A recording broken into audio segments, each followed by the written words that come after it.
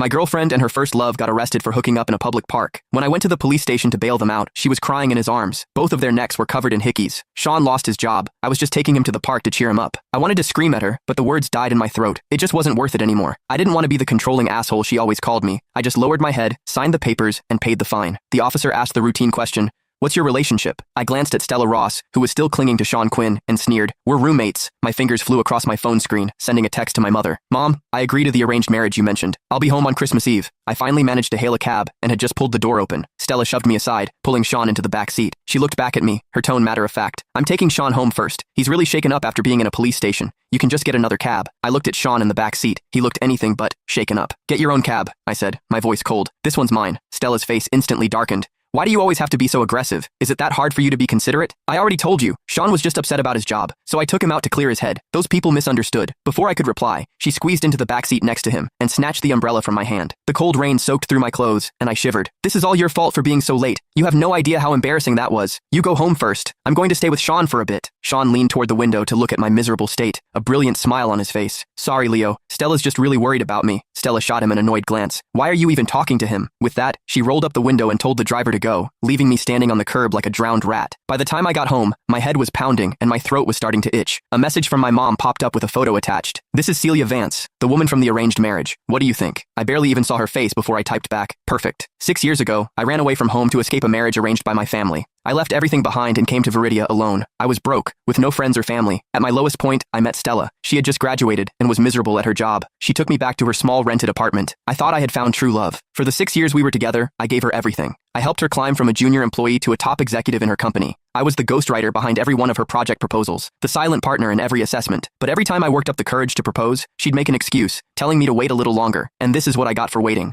Her, cheating on me with Sean. Now, I was done waiting. From under the coffee table, I pulled out a crumpled booklet. It was a collection of flight stubs from Viridia to the UK. The last one was dated 3 days before Sean returned to the country. Sean had been studying in the UK all these years. All those missed anniversaries and Valentine's days, she had used business trips as an excuse to be with Sean. And I was the fool who believed her, thinking she was genuinely too busy. It was after midnight when Stella came home. I woke up the moment her cold body pressed against mine. The acrid smell of sex mixed with men's cologne clung to her, making my stomach turn. I grabbed her wandering hand. "I have a fever," I said coldly. Her hand froze for a second before she pulled it back, her voice laced with impatience. "What a buzzkill." She didn't say anything else, just rolled over with her back to me, pulling the blanket with her. A cold draft washed over me, making my feverish body feel even colder. In the darkness, the faint glow of her phone screen flickered, punctuated by a few stifled giggles. I closed my eyes and pretended to be asleep. When I woke up, Stella was actually making breakfast. In all our years together, even when my stomach ulcer acted up and I begged her for a bowl of porridge, she'd complain that anything delivery could solve wasn't her job. She wasn't my maid, she'd say. I emotionlessly